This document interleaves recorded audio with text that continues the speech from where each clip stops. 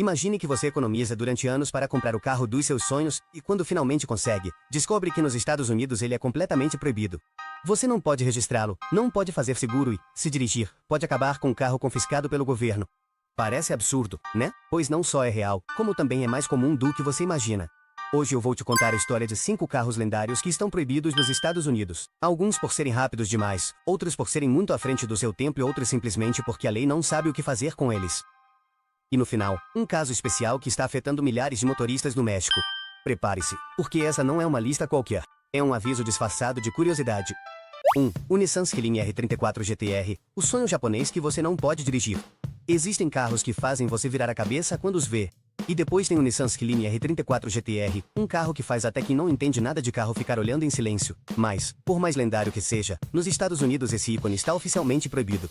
Por quê? A resposta mistura burocracia, segurança e uma pitada de tragédia legal. No final dos anos 90, o Japão vivia seu auge em engenharia automotiva. E dessa era dourada surgiu um monstro com alma de precisão cirúrgica, o Qilin R34 GT-R, lançado em 1999. Esse não era simplesmente outro esportivo japonês. Era o carro que redefiniu o que significava ser rápido, estável e tecnologicamente superior sem custar milhões. O R34 incorporava um sistema de tração integral AT-ZS Pro, junto com um sistema de controle ativo do diferencial e, o mais futurista para a época, uma tela multifuncional no painel central que mostrava dados como pressão do turbo, aceleração lateral, tempos de volta e muito mais. Era, literalmente, um computador de pista com licença para andar nas ruas do Japão. Mas nos Estados Unidos, as coisas eram bem diferentes. Apesar de sua fama crescente graças a videogames como Gran Turismo ou filmes como Velozes e Furiosos, o Qilin R34 nunca foi homologado pela Nissan para o mercado americano.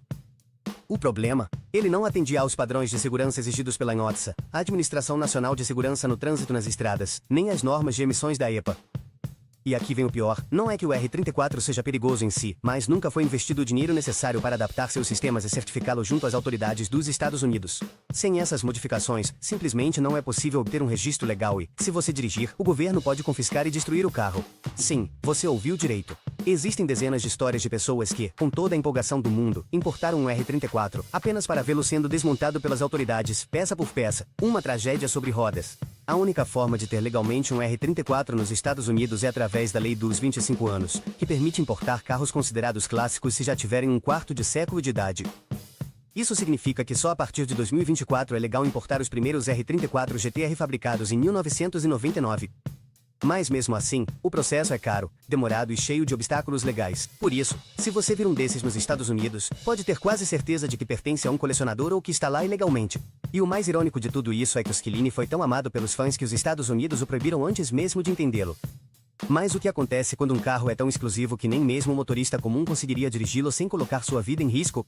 2. Jaguar XJ220 Sunroof, o super esportivo que assustou o sistema.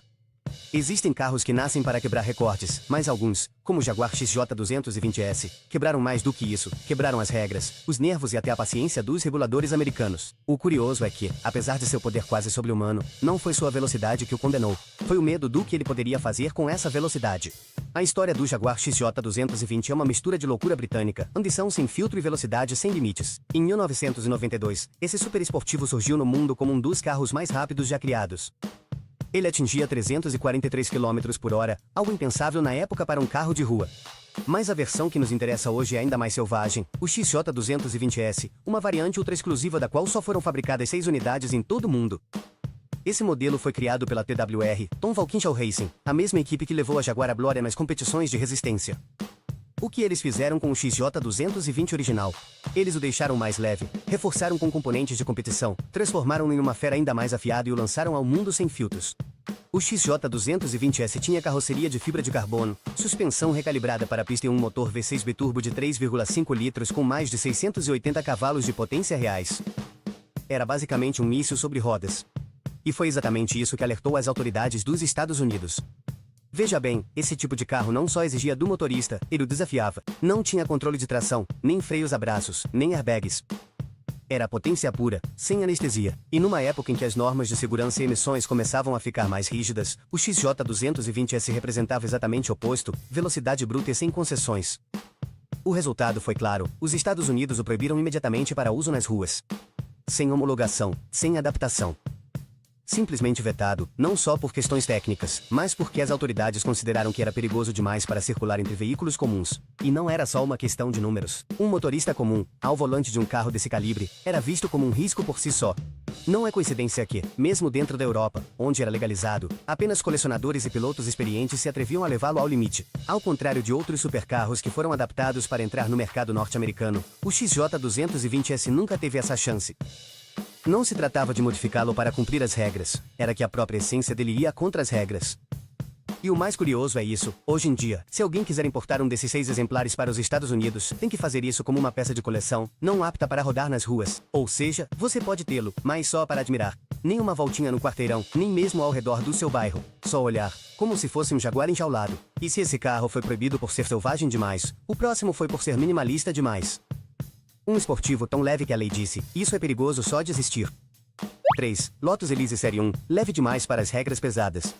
Enquanto outros fabricantes se preocupavam com potência e luxo, a Lotus decidiu seguir outro caminho, fazer um carro tão leve, tão puro, que se tornasse uma extensão do corpo humano. Mas, nos Estados Unidos, isso foi visto como um problema. Em 1996, a Lotus lançou para o mundo um esportivo que ia contra todas as convenções, o Elise Série 1, um carro minúsculo, com linhas arredondadas, sem teto rígido, sem vidros elétricos e sem nenhum dos confortos que você tinha aprendido a associar aos esportivos. Mas aí estava o seu charme. O Elise era um retorno ao essencial, peso pluma, direção direta, carroceria minimalista. Seu nome vem de Elise Artioli, a neta do então presidente da Lotus, mas seu espírito era 100% engenharia radical. Esse esportivo britânico pesava apenas 725 quilos. Isso mesmo, como você ouviu. Isso é menos do que muitos carros compactos atuais. E mesmo tendo apenas um modesto motor de 1.8 litros e 118 cavalos de potência, numa pista ele podia humilhar carros com o triplo de potência, graças à sua agilidade extrema e ao centro de gravidade baixíssimo. O problema? Justamente isso, sua pureza. O Lotus Elise Série 1 foi proibido nos Estados Unidos por não cumprir várias normas de segurança. Para começar, não tinha airbags, mas também não possuía estrutura de absorção de impacto frontal nem lateral de acordo com os padrões da NHTSA. As portas dele não ofereciam proteção reforçada e, por não ter teto rígido nem janelas tradicionais, era considerado exposto demais para os passageiros. E isso é importante entender, não é que o Elise fosse um carro inseguro por mau design. Pelo contrário, a Lotus tinha otimizado cada grama do chassi para oferecer uma experiência quase como a de um kart de corrida. Mas essa filosofia era incompatível com a ideia de segurança passiva exigida pelos Estados Unidos.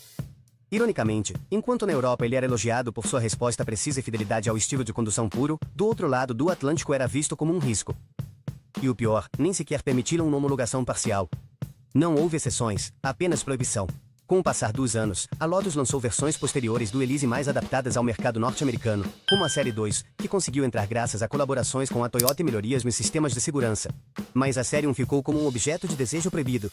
E isso fez com que seu valor disparasse entre os colecionadores, especialmente aqueles que o veem pelo que ele realmente foi, um carro que desafiou a obesidade automotiva, que abriu mão dos excessos e que pagou o preço por se manter fiel à sua essência. Mas se o Elise foi vetado por ser leve demais, o próximo foi proibido por ser futurista demais. Um carro tão à frente do seu tempo, que a lei simplesmente não soube como classificá-lo. 4. McLaren C-Style, a tecnologia que se adiantou à lei. O que acontece quando a tecnologia avança mais rápido do que as leis? O McLaren C-Style é a resposta. Este não é um carro proibido por suas falhas, mas sim porque sua própria inovação fez as normas de trânsito dos Estados Unidos entrarem em colapso. Lançado em 2019 como sucessor espiritual do lendário McLaren F1, o C-Style foi concebido não apenas como um carro, mas como uma experiência. Um objeto que parece mais uma nave espacial sobre rodas do que um veículo terrestre, e é que, de qualquer ângulo que você olhe, o C-Style quebra todos os padrões. A primeira coisa que chama a atenção é sua configuração de 3 assentos, com um motorista no centro e 2 passageiros nas laterais, mais atrás. Essa disposição, herdada do F1 original, não é apenas incomum, é quase um desafio direto às normas modernas de segurança. Mas, não para por aí, o C-Style não tem espelhos retrovisores tradicionais. Em vez disso, utiliza câmeras retráteis que projetam a imagem em telas internas. A ideia? Reduzir a resistência ao vento e melhorar a aerodinâmica. E falando nisso, sua carroceria foi projetada com tanta obsessão pelo fluxo de ar que não possui aerofólios nem entradas de ar agressivas visíveis. Tudo é limpo, fluido, minimalista, quase clínico. O resultado? Um hiperesportivo híbrido capaz de atingir 403 km por hora, com um sistema de propulsão que combina um motor V8 biturbo de 4 litros e um motor elétrico. Em outras palavras, uma obra-prima da engenharia britânica. Então, por que ele é proibido nos Estados Unidos? Porque nenhuma dessas inovações, nem a posição central do motorista, nem os retrovisores por câmera, nem a ausência de airbags laterais nos assentos laterais, está de acordo com as regulamentações federais de segurança da NHTSA. O grande dilema aqui é que a lei não está preparada para carros que quebram completamente o molde tradicional. Não existem protocolos de testes de colisão pensados para carros sem espelhos físicos ou sem uma coluna B convencional. E como o CP não foi produzido em grande escala, apenas 106 unidades foram fabricadas, a McLaren não estava disposta a investir milhões para adaptar uma versão que atendesse às normas dos Estados Unidos. Mas a McLaren encontrou uma brecha legal. Ela registrou o CP dentro do programa Show or Display, em que consiste: você pode importar e registrar um carro único ou de importância histórica, mas apenas para exibições privadas ou eventos especiais. O uso em vias públicas é restrito a menos de 2.500 milhas por ano. Ou seja, você pode ter um, mas não pode usá-lo livremente. É um troféu sobre rodas que você não pode sair para passear.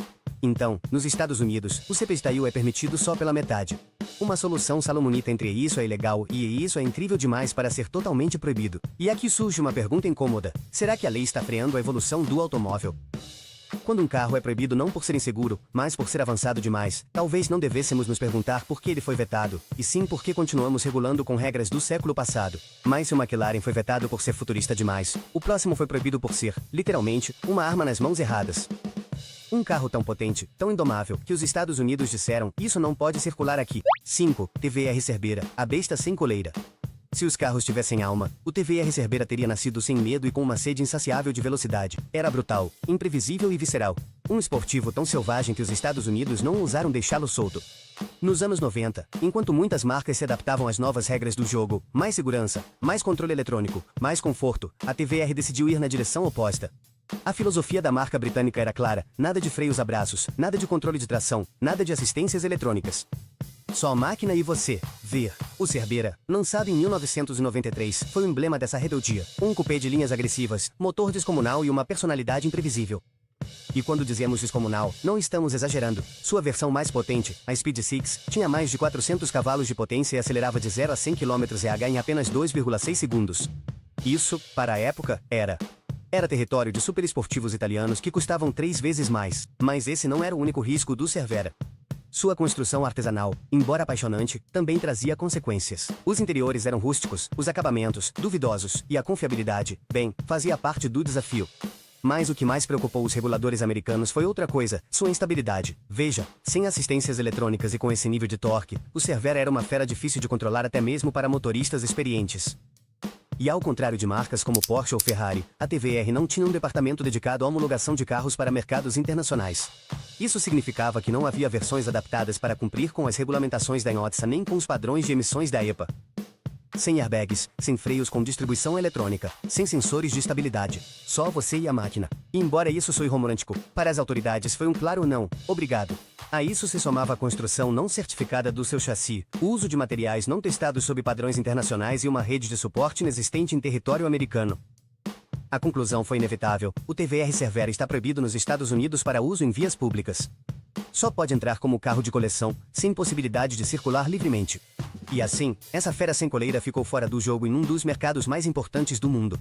Mas o mais curioso é que, com o passar dos anos, o Cerbera ganhou status de culto. Não pela sua perfeição, mas sim pela sua imperfeição extrema. É o carro que exigia respeito, atenção e coragem de você. E isso, em uma época em que tudo é assistido, automatizado e previsível, virou um luxo. Porque às vezes, o proibido não é o que está quebrado, mas sim o que se recusa a obedecer. Você não precisa ter um McLaren CP ou um Jaguar XJ220S para enfrentar a lei. Às vezes, basta cruzar a fronteira com um carro usado para ficar preso em um limbo legal que ninguém te explicou. No México, milhões de pessoas optaram durante anos por importar carros usados dos Estados Unidos, muitos deles sem cumprir os requisitos oficiais de importação. Esses veículos são popularmente conhecidos como carro chocolate, e embora a expressão possa soar simpática, a situação está longe de ser doce. Esses carros geralmente entram no país sem uma legalização adequada, sem pagar os impostos correspondentes e, principalmente, sem cumprir os padrões mínimos de segurança exigidos pela lei mexicana. Estamos falando de veículos que muitas vezes não possuem freios a braços, airbags, luzes regulamentares ou até mesmo um histórico verificável. Alguns são modelos que, nos Estados Unidos, foram considerados perda total e revendidos sem qualquer supervisão. Outros nem sequer poderiam circular legalmente em seu país de origem. Durante anos, os governos locais toleraram sua presença por razões sociais e econômicas. Mas em 2025, tudo mudou. O governo mexicano anunciou uma proibição total para legalizar novos carros de chocolate, alegando 3 razões principais: segurança viária, impacto ambiental e perdas fiscais.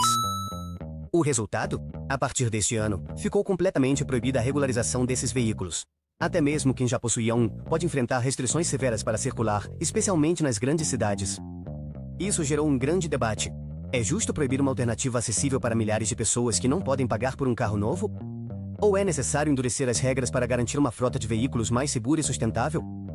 Não existe uma única resposta, mas o que está claro é que a proibição de veículos não é um tema reservado apenas aos superesportivos de luxo. Também afeta o cidadão comum que só quer se locomover.